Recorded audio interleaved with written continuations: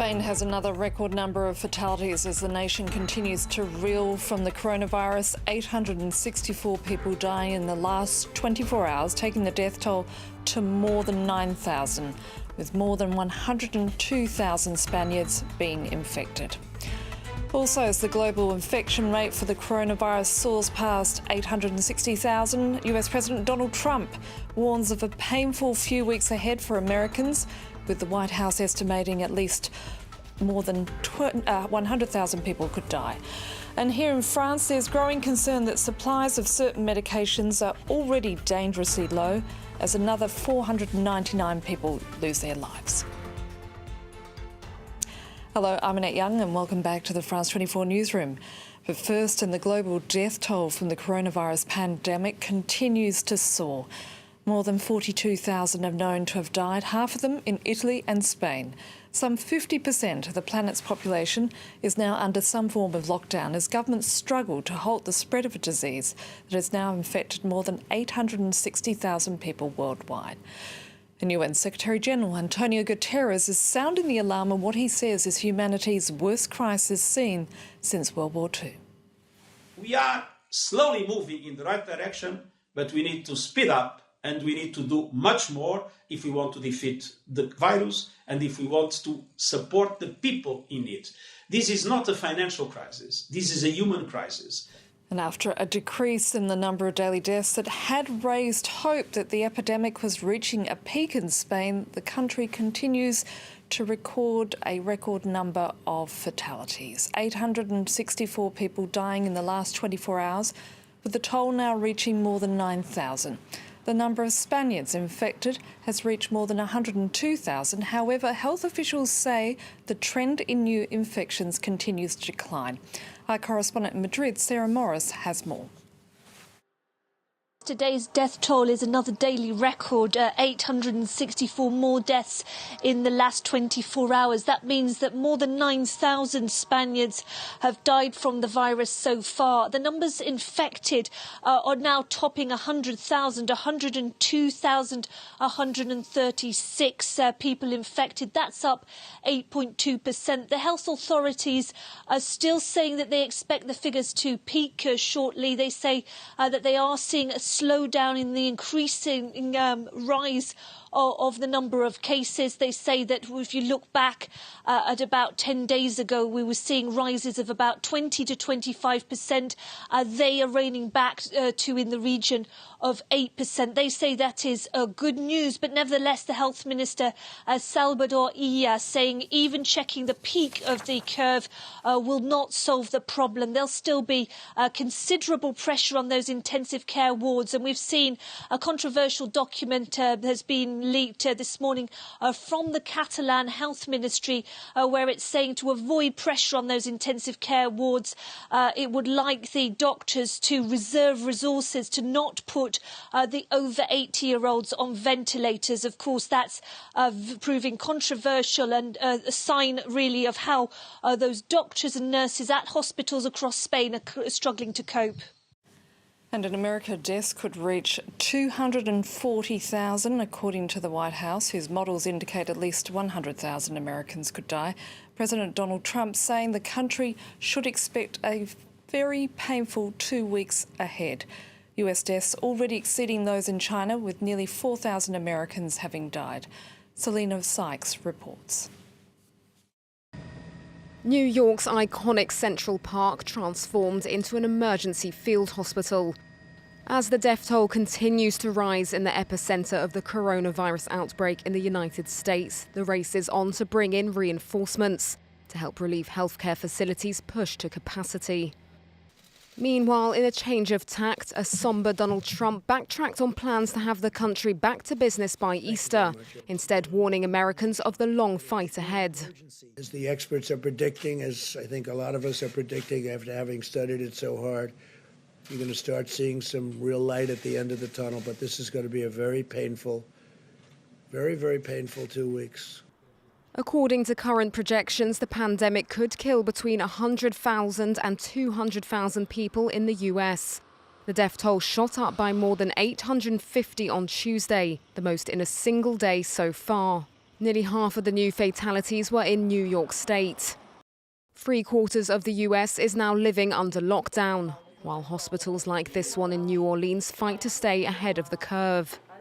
It's tough and it's a challenge. And every night we're scrambling in the evening. We have a very robust patient flow center, and it's almost like whack-a-mole. Every night, there's a different facility that's overwhelmed. With no nationwide confinement order, the response to COVID-19 still varies from state to state. The White House has extended federal guidelines until at least the 30th of April. And Iran's death toll has crossed the 3,000 mark as the government there reports 138 new fatalities in the last 24 hours, the number of infections having increased to 47,593. Here in France, the latest figures show 3,500 deaths, with a record 499 deaths in the last day. There continues to be real concern, however, about the nation's level of preparations.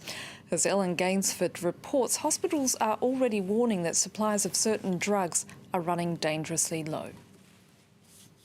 As hospitals in France fill with coronavirus patients, the consumption of certain medications has skyrocketed. Clairement, ça nous fait peur. Il y a effectivement une crainte parce qu'il y a une explosion de la consommation de tous les médicaments qui servent à faire de la sédation, c'est-à-dire ces médicaments d'anesthésie, des hypnotiques, ce qui font dormir, des morphiniques qui empêchent d'avoir mal et des curares qui permettent de relâcher les muscles pour favoriser la ventilation. Some doctors are worried they could run out of medication in only 1 or 2 weeks. Paris's public hospital says there's an urgent need for supplies.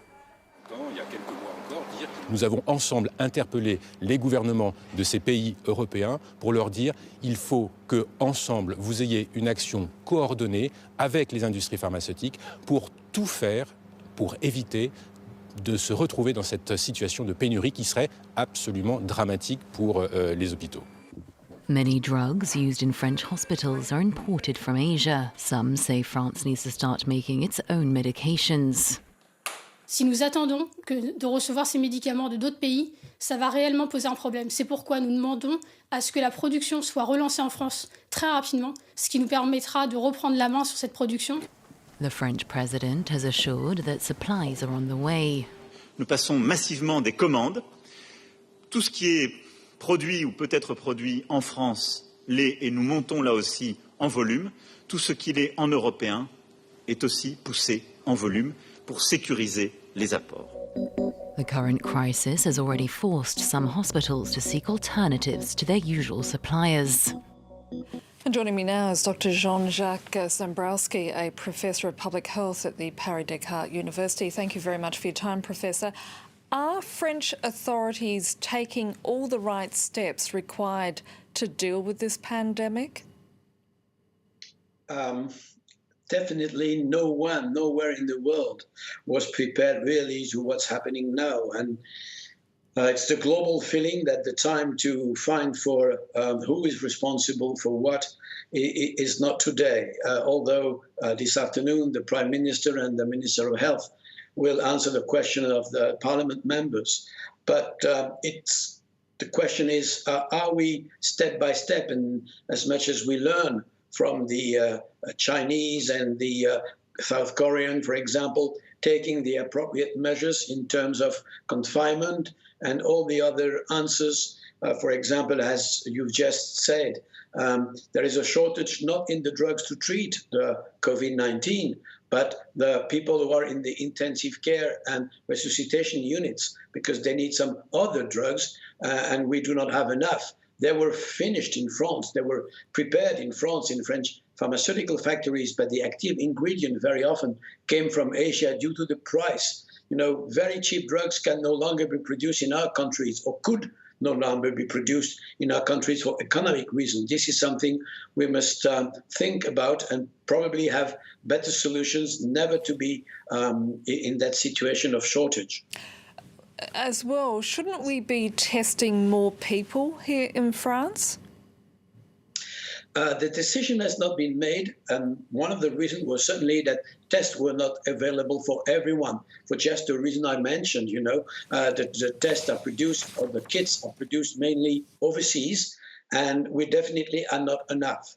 So we decided to test only the people who had symptoms, except in the south of France, in Marseille, where Professor Raoult is proposing to test every citizen in the city and to treat at the very first stages of the steps of the disease those who have something.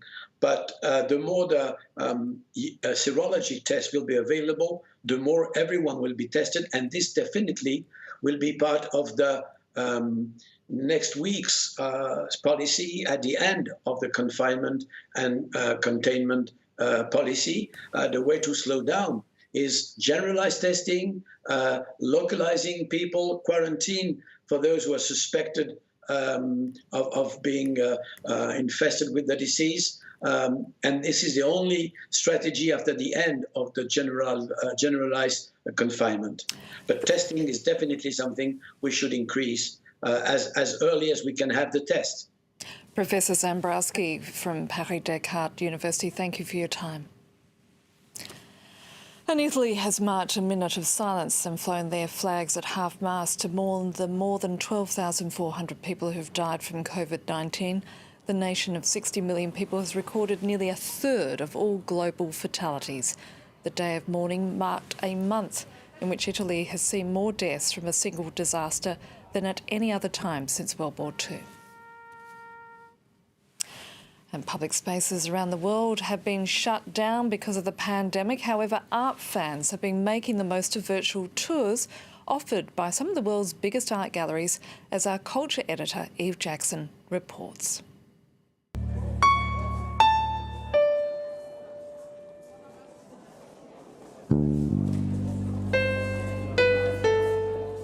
Observing the famous paintings of the world's biggest museum, Paris's Louvre, from their living room in confinement in the French capital.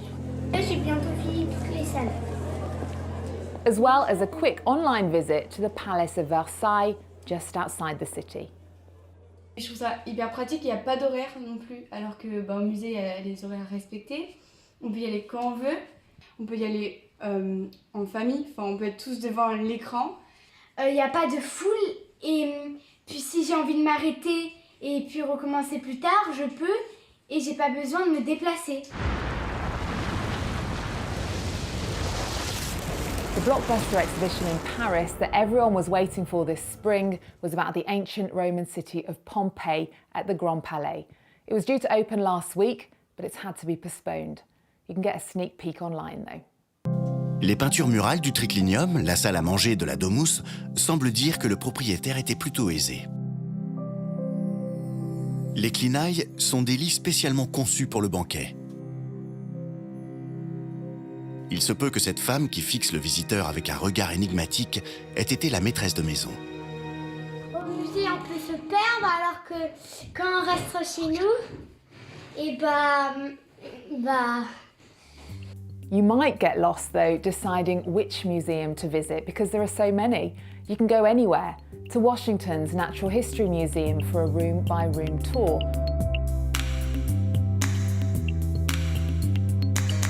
Or to Russia, to the State Hermitage Museum. This video is 5 hours long. There are 45 galleries and nearly 600 works of art.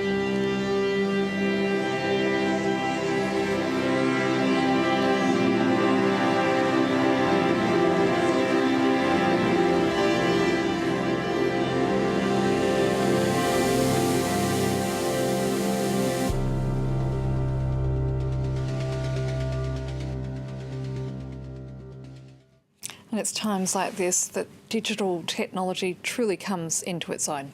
That's it for this edition. Do stay with us here on Fraz 24.